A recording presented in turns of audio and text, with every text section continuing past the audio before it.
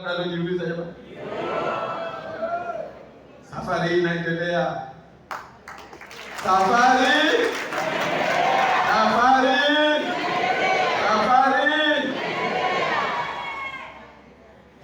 Tukisema safari inaendelea, tunakusudia kwamba kweli safari inaendelea. Sasa kabla ya kueleza safari inavyoendelea, naomba kuna mambo mawili niyazungumze.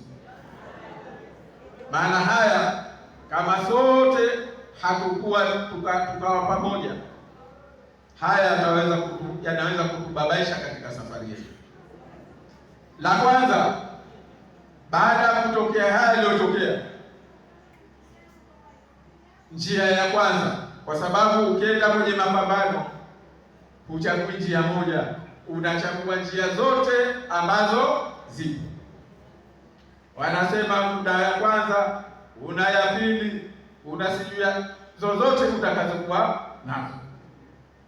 Na sisi ya mwanzo, mlango wetu wa mwanzo tumechagua mlango wa sheria, kupeleka kesi mahakamani, kudai majimbo yetu ya ubunge, majimbo yetu ya uwakilishi, na yapo machache ya udiwani. Tumelazimika kuchukua hatua hiyo kwa sababu huu mlango wa kisheria hawa walimfanyia uhuni kama walivyofanya uhuni kuleta kura siku mbili. Walipoleta kura siku mbili, wakataka wafunge na milango mingine,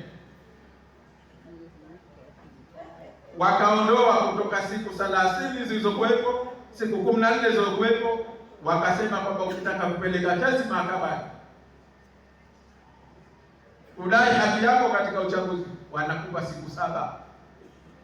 Kwa sababu wao walijua kwa visa vyao, kwa viteweji vyao wanavyovifanya, unaweza ukafika siku 5 6 kwanza hujazinduka, pengine utazinduka siku ya 7 muda ushapita.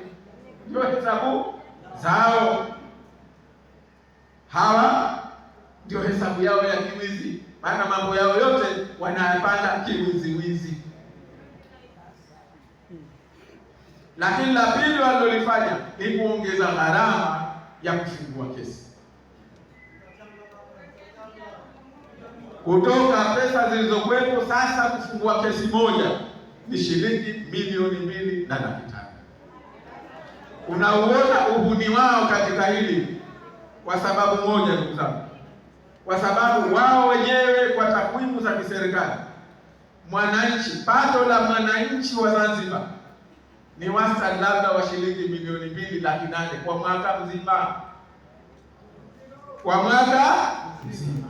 Na huo jamani ni wastani, sio kwa watu wanatimiza.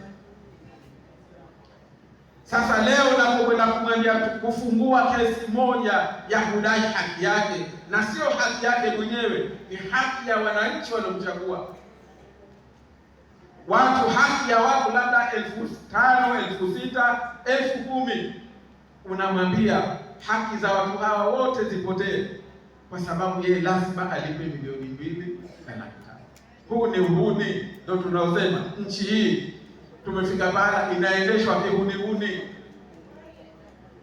Sasa sisi tukasema kwanza, baada sisi hatukuhurumiwa, yametokea haya na akili zetu zimebaki timamu.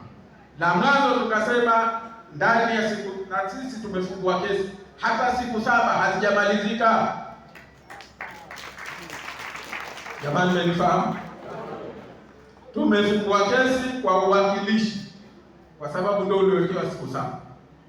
Wa ubunge bado ni siku 30, ndio. Lakini za uwakilishi zote Unguja na Pemba tumefungua hata kabla siku 7 hazijamalizika. Sisi hatukuingiwa na muuma, akili yetu ilikuwa timamu, mipango yetu kamili. Na kwa uwakilishi takriban zote tumeweza kutafuta namna kulipia gharama za kufungua kesi. Ili naomba tulijue, maana mnaweza mkaambia washafungua kesi. Ndio washakubali. Sio kukubali. Sisi tunajua vita haipigani kwa nguvu, inapigana kwanza kwa maarifa na mipango. Lakini la pili, na ambalo lisema pia nalo hili tuelewane hili, la pili tulilofanya, ile change ya mwizi iliyobakia tukasema tuichukue. Mwizi kakuibia 100,000, 20,000 imemdondoka, utaiwacha?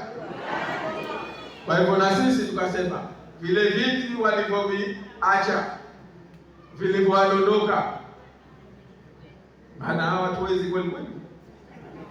20 walitupa vitu vyote vya ubugi wakabakisha 4 na kile kimoja cha